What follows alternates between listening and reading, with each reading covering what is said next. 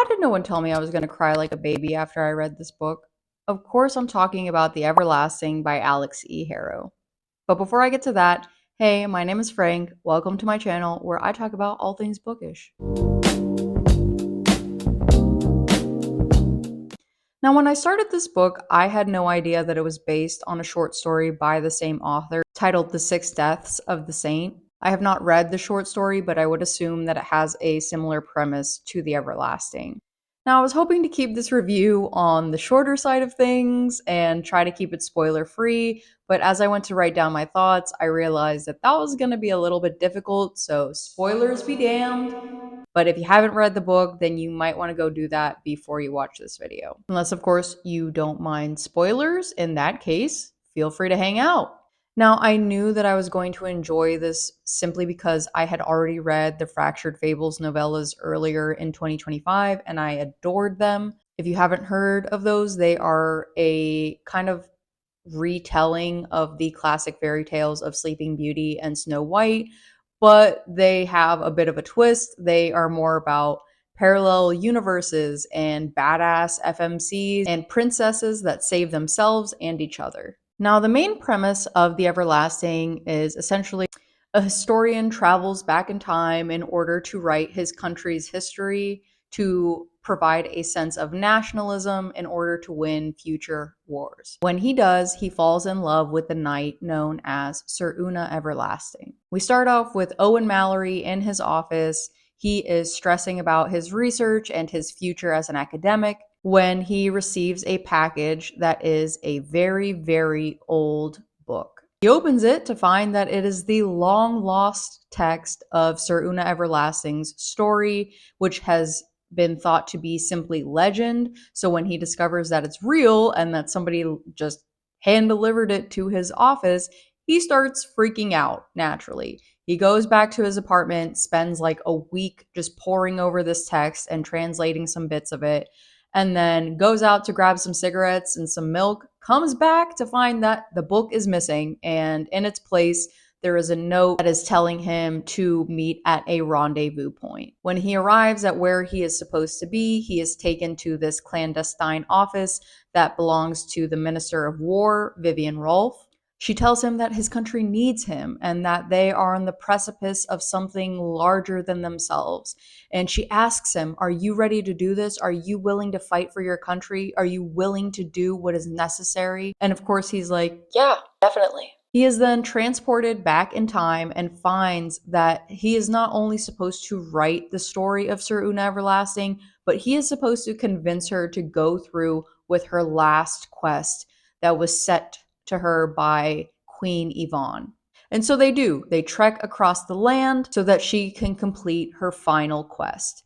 And then they do it again, and again, and again, and again. And they are destined to repeat it over and over, falling deeper and deeper in love with each other each time. Now, if you've read the book, then you know how it ends. And if you haven't, maybe you should, go read it. Because I'm not going to tell you how it ends. Now, I saw some negative reviews of this book that kind of talked a lot about the repetition of this novel. And while I can understand why someone would feel that way or why they would offer that critique, I personally felt like it was a necessary storytelling device. Our main characters are forced to relive the same storyline over and over and over again.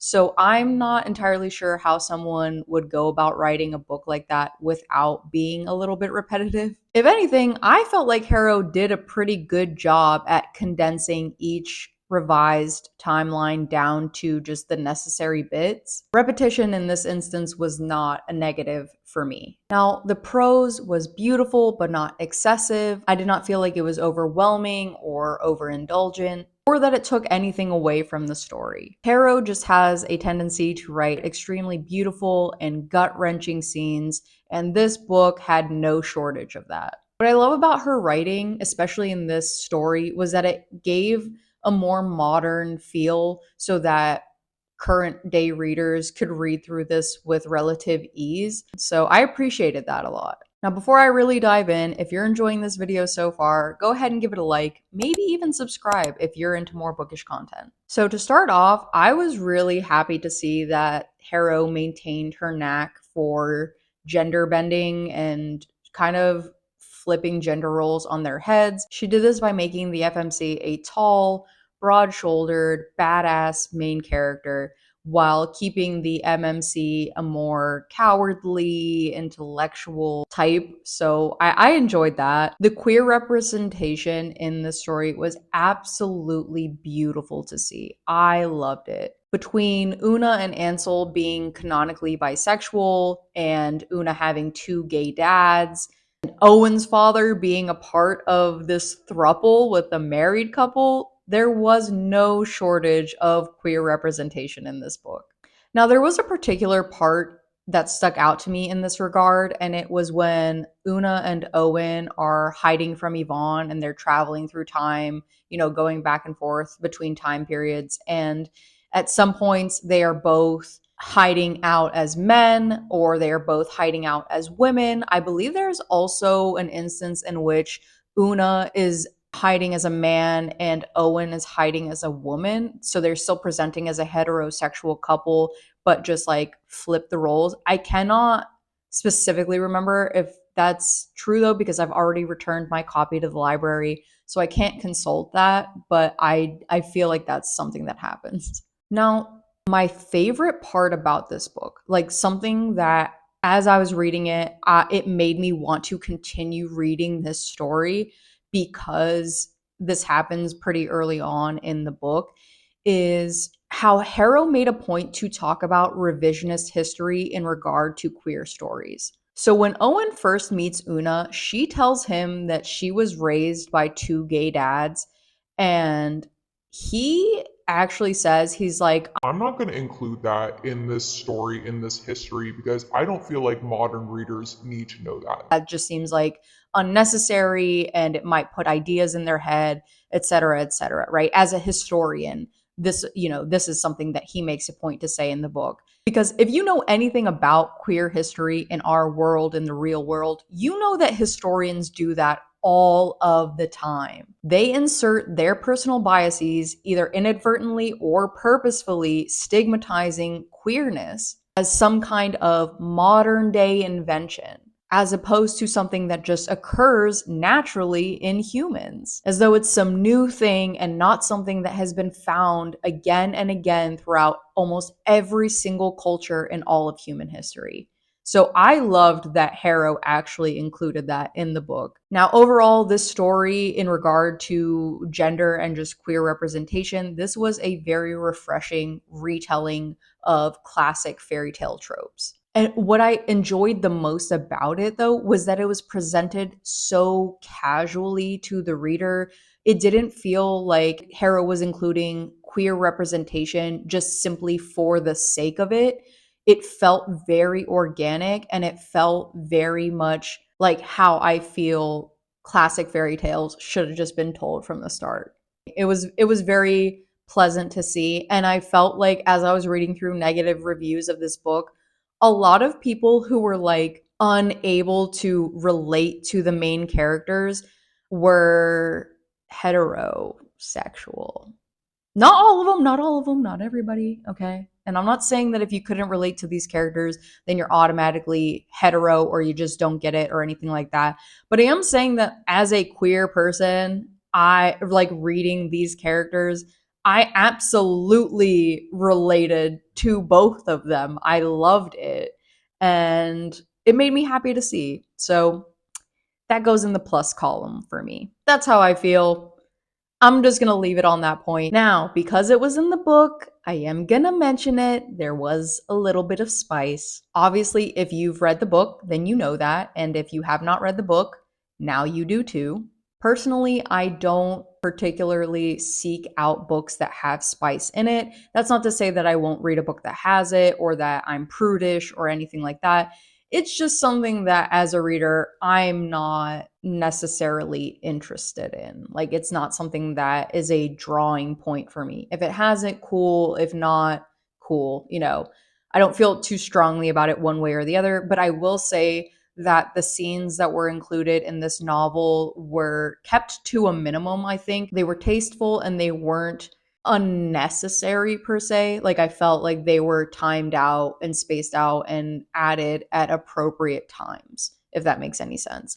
Because I feel like a lot of the time with spicy books, there's so much of it throughout a book that it kind of cheapens the relationship and the dynamic between the main characters because it's like they're relying solely on the spice to show the reader how interested they are and how into each other they are. And I think Harrow did a really nice job incorporating it without having it take up too much space in the story. They felt like these scenes just felt intentional, they felt very thought out, and they weren't too crass, if that makes any sense. Again, no judgment if you're into that sort of thing. Like, I truly do not care one way or the other. It's just for me personally, I felt like these were appropriately placed. So moving on. So one of the only drawbacks for me, and this was kind of a big one, unfortunately, was the time travel in the story was a bit disorienting. What I mean by that is that I was having a hard time following the rules of engagement here. It felt like there were a lot of rules that were being placed and then kind of like being backtracked at certain points. I do think that Harrow tried to address this at some point. Like, for instance, I couldn't understand why they weren't able to travel too far one way or the other in their original timelines. It had something to do with them not being able to remember or that they would lose their memories. But I feel like they're constantly traveling in Una's original timeline over and over and over again, especially earlier on in the book. But she like is able to retain her memories at some point, and like Harrow addresses this by saying, by having Yvonne say that it's essentially just like repetition, basically. Like it's sheer repetition of going over this timeline over and over and over again and reliving the same plot points is why Owen and Una are able to remember their lived timelines. But again, it felt like there was a lot of flip flopping around this point. So for me, it was hard to follow. I did figure it out eventually. Like we do get to a point where I kind of understand what is happening, and anything that I didn't understand, I did just chalk it up to plot armor because that's what happens in books, man. Sometimes you got to get the point across and you got to make shit happen even if it doesn't make sense, especially when we're talking about time travel. I feel like I don't think it necessarily took anything away from the story, but as far as the reading experience went, it was a bit disorienting. So I am going to have to chalk that up to a negative, but overall it wasn't something that I felt like ruined the story for me as a reader, because there were just so many other things that I enjoyed about it that ultimately I was just like, okay, whatever, right? Moving past it. So this story had numerous themes in it. I feel like you could take so much away from it as a reader, no matter what perspective you're coming at it with. There were themes of sacrifice and being forced to confront what we've been taught since we're born, and what it is to have free will and whether or not we ever truly do. Also, themes of grief, of loss, and of breaking the chains of generational trauma. And those are just to name a few. I felt like an example of this last one was obviously Una and Owen deciding to have children and kind of reflecting on whether or not they would be good parents based on their personal relationships with their respective parents. It wasn't overstated for the reader, but it was something that I felt like we were supposed to pay attention to. Like, this was obviously a pretty overarching theme throughout the book. So I enjoyed that. Now, the last thing that I want to mention is that I think Harrow did a really great job at writing a story that was not explicitly spelled out every step of the way for the reader. There were things that we were meant to kind of figure out for ourselves, or notice on our own, that she didn't want to explicitly kind of have jump out from the page at us. And an example of this, of her just being able to trust her audience and trust the reader, was at the end when we are supposed to use the cipher that Owen talks about earlier on in the book that his dad taught him to figure out Sir Una's real name. And I thought that was such a fun way to have the reader engage with the story. It almost kind of like brought us into the story and made us a part of it in a way. And I loved that. I thought that was so fun. And I just thought it was worth mentioning. I felt like that was really cute. A lot of the books I read in 2025, as fun as they were, as much as I enjoyed them, I felt like the more books that I read that are being published in more recent years are kind of dumbed down for the reader. I hate to say it like that, but it does feel that way where everything is explicitly stated. It's almost like, you know how like Netflix created that new form of storytelling via movies, where it's what's it called, like second screen viewing or something like that, where it's basically making movies with the anticipation that the viewers are going to be scrolling on their phone. And so everything in the movie is just handed to the viewer on a silver platter, just basically like, this is this is that. And they make the characters repeat things over and over and over again so that people that are like scrolling on their phone or whatever it is can kind of like sort of pay attention to what's happening in the background. And I feel like a lot of books are doing a similar thing, where with the rise of skim reading, I just learned that that's a thing, by the way. That's wild to me. I don't understand the point of that. I am not, I mean, like maybe if I'm doing like academic research or something, but even then, oh my God. Anyway, the point is that I feel like a lot of books are doing that now, where they are kind of writing a story with the intention that the reader is not going to take their time and read the story, that they're just going to kind of like browse through as fast as they can to get through it as fast as they can. And I don't think The Everlasting did that at all. I think The Everlasting, Harrow wrote this book for the reader to pay attention to it. And you'll probably miss a lot of stuff if you don't pay attention to it. So I enjoyed that. Now, obviously, if you like books that you can figure out very quickly, or you like to skim read, then okay, that's your business. I'm not going to sit here and congratulate you on that, but you do whatever you want. I'm not here to judge you. Obviously, even if I was, like, I'm just some random person on the internet, so who gives a crap what I have to say?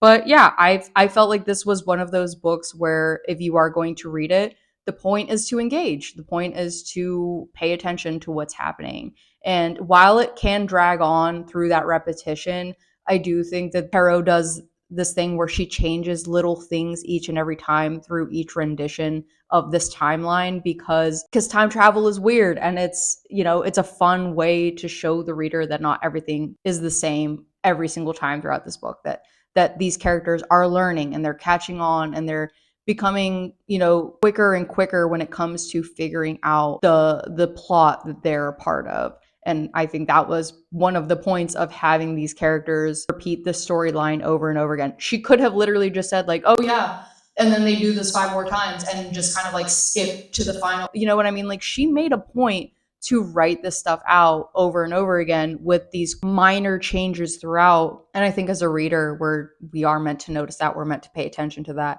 And while it can feel redundant, I do think that it was fun for me as a reader. I liked it. So yes, in conclusion, this was probably one of my more solid reads for 2025. It was also one of the last books that I managed to read in 2025. So it was a nice way to kind of like close out the year. If you like romantasy, if you like strong female protagonists, and if you like queer stories that don't feel forced for the sake of diverse representation, then you will probably like this book. So yeah, if you enjoyed this video, go ahead and give it a like, maybe even subscribe for more bookish content, because that's what I do on this channel. Until next time.